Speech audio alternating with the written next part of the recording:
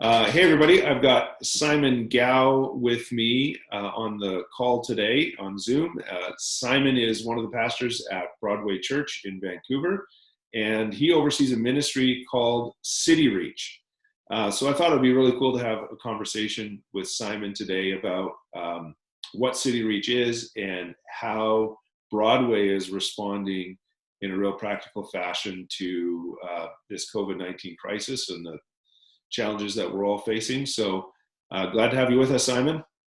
Thanks, Len. Yeah, let me start by just telling you a little bit of context what City Reach even is and how it all kind of came up. So great idea. Our congregation wanted to reach our community, obviously, for Jesus. And so 15 years ago, what they did is they started their own nonprofit called the City Reach Care Society. And so City Reach today is a separate nonprofit, totally separate from the church as far as like our charity number is concerned and everything, but we walk hand in hand alongside the church still. And so my role at Broadway is I'm the community pastor at Broadway. I oversee kind of outreach and different kind of marketing community initiatives. And then at City Reach, I'm the executive director. So I oversee our charity and all the kind of the do-goodering that we do out in the community.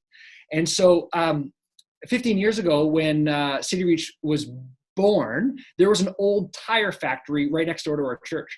And so the people at Broadway, they invested and bought that property. They renovated this old tire factory and made it into this like kind of this community center for our neighborhood.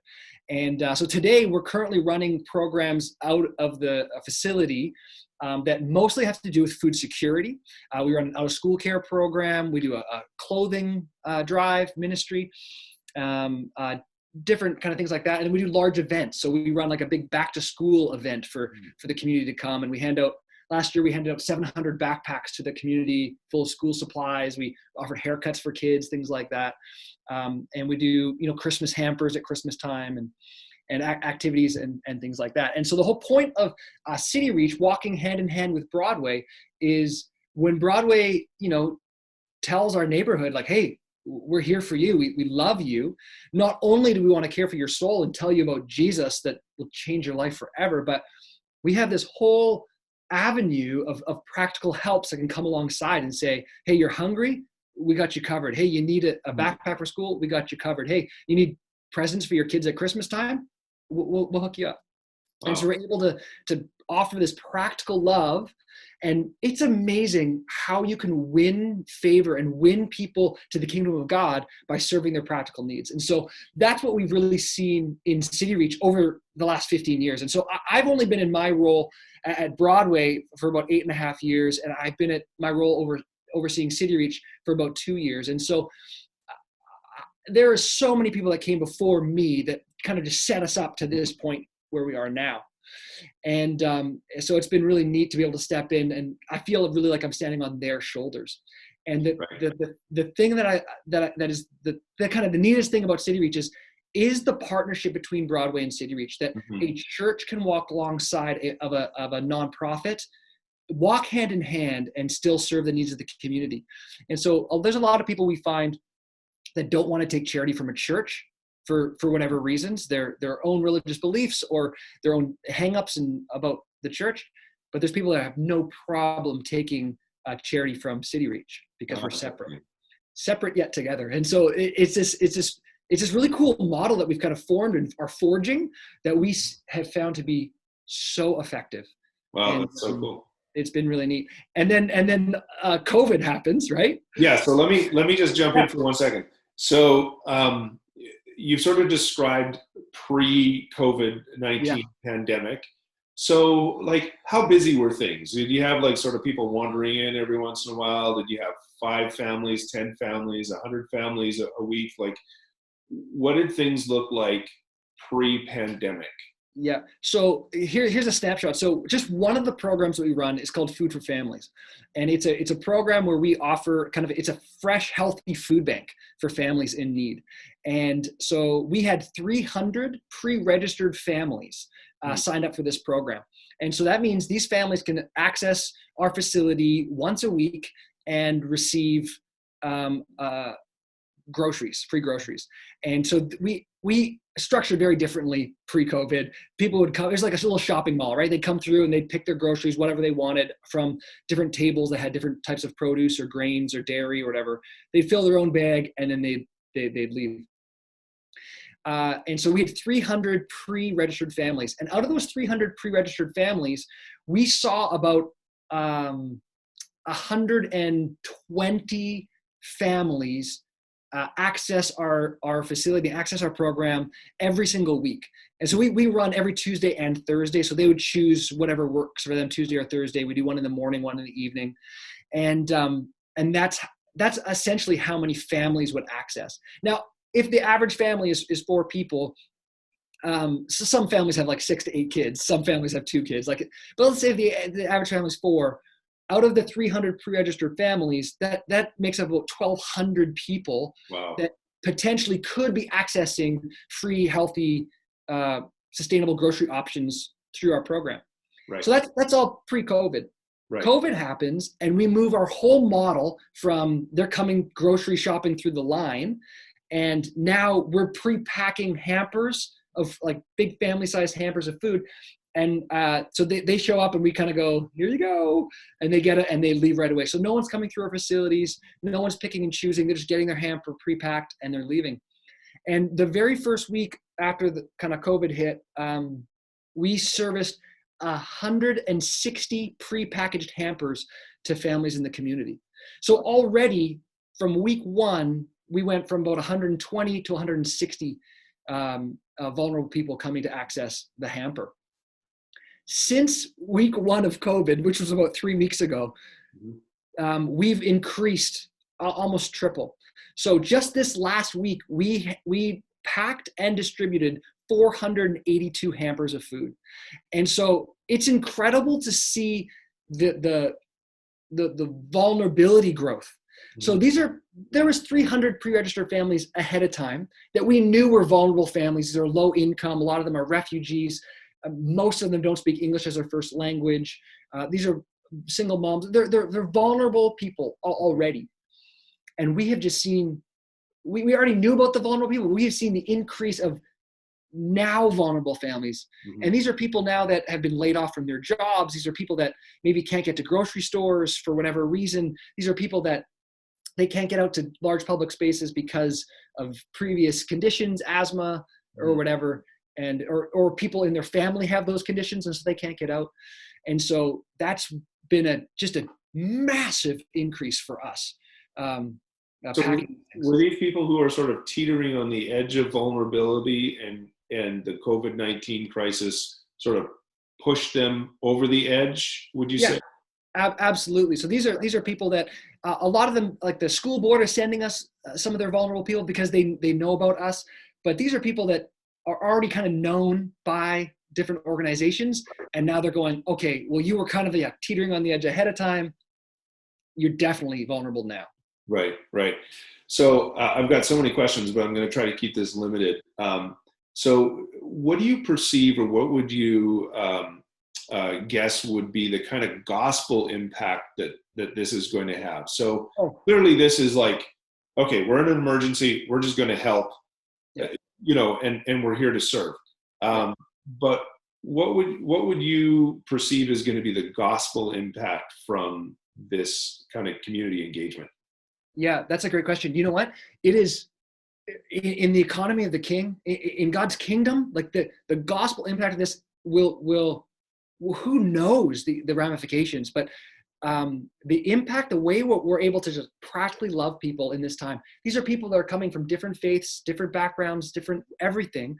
They don't love the same Jesus that we love. They don't know the same God that we know, but they're coming and receiving. They're being vulnerable with us by even just showing up and saying, hey, I need help. And we're able to love them.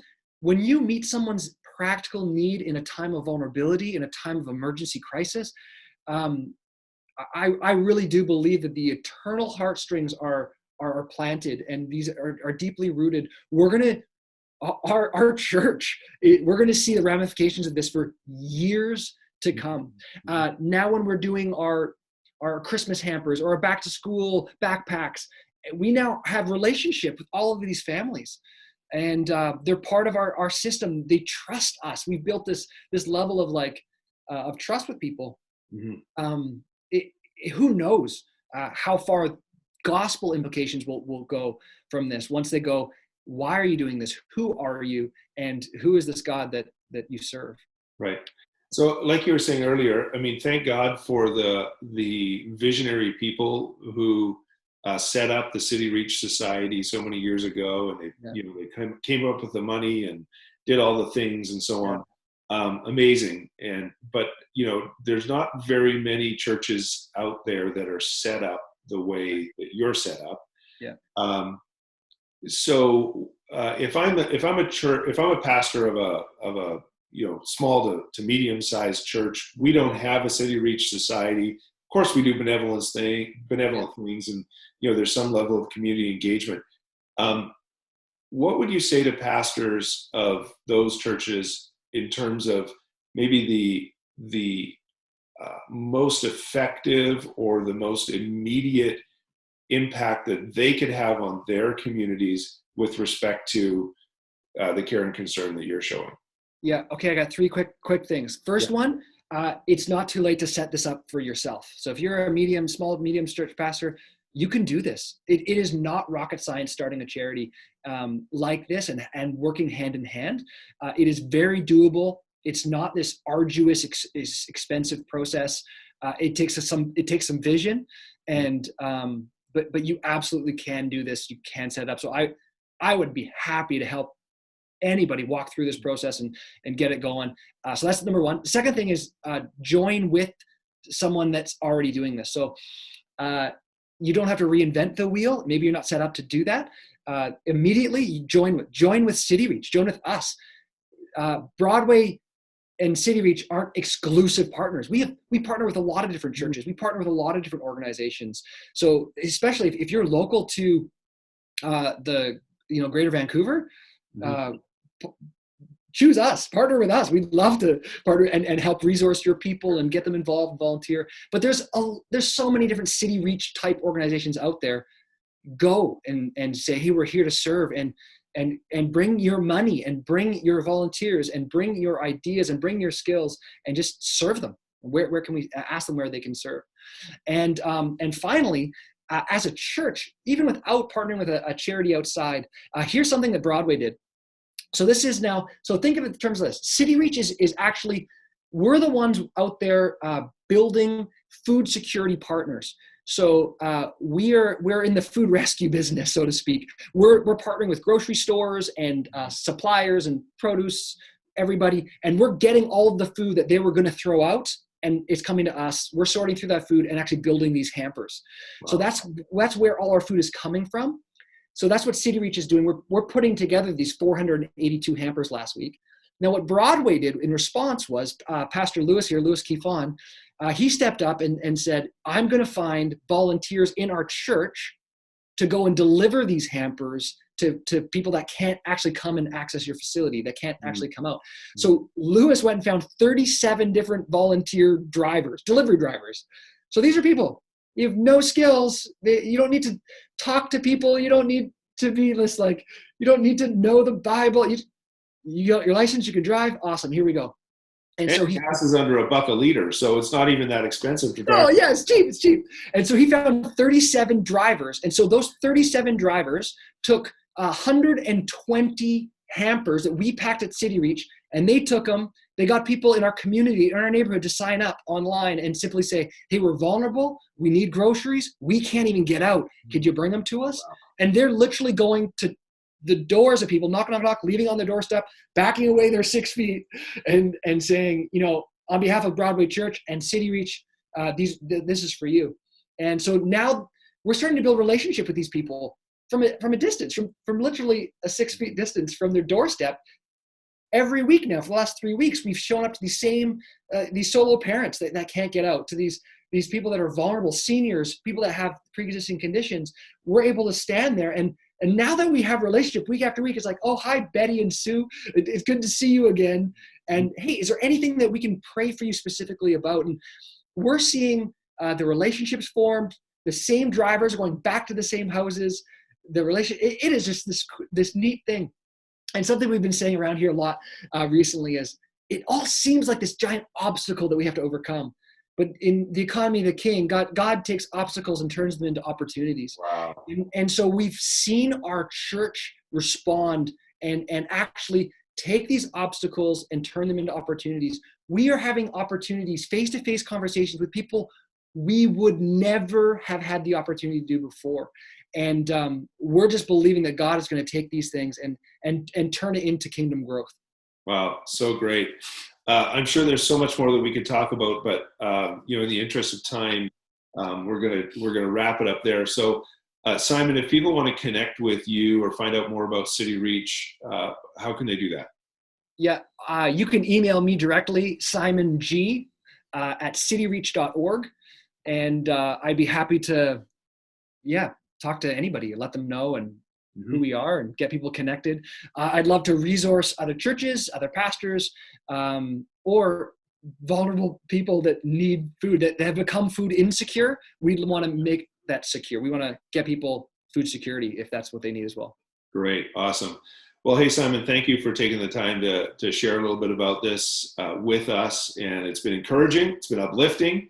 It's great to see. I love that statement that God takes obstacles and turns them into opportunities. Absolutely. And it's exciting to see that in the midst of this, hear the stories that God is still obviously on the move, and that we're able to reach people who before this we might not have had the opportunity to reach. So thank you so much. Appreciate your time. Thanks, Len.